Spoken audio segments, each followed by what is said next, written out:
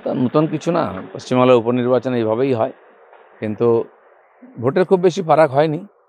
আমাদের ভোট কাছাকাছি আমরা ধরে রাখতে পেরেছি। এর বেশি কিছু তো খুব বেশি উপনির্বাচনে পশ্চিমবাংলায় আশা করা যায় না।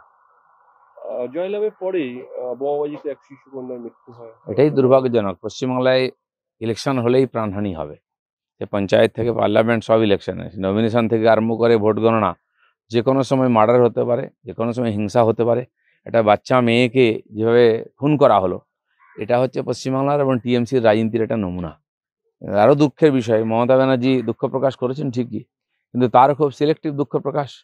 গোবিন্দ দাসের মতো বা তার ছেলে মারা গেলে তখন দুঃখ প্রকাশ করেন না উনি, কিন্তু মুসলিম মেয়ে মারা গেছে তার জন্য দুঃখ প্রকাশ করেছেন, কারণ তারা ওনার ভোটার।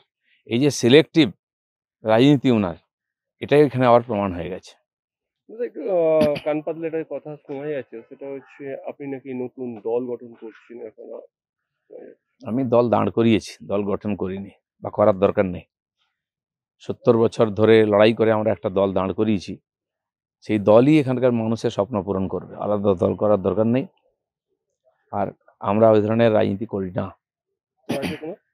একটা हिंदी आपका नया पार्टी बनाने जा रहे हैं? नहीं, नया पार्टी की कोई जरूरत नहीं है।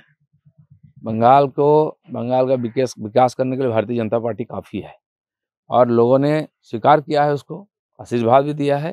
उसी से ही लोगों का सपना पूरा होगा, उसी दिशा में हम लोग सब काम कर रहे हैं। আরো খবরের আপডেট পেতে সাবস্ক্রাইব করুন আমাদের ইউটিউব চ্যানেলটি আর বেল আইকনে ক্লিক করুন নোটিফিকেশনস পেতে।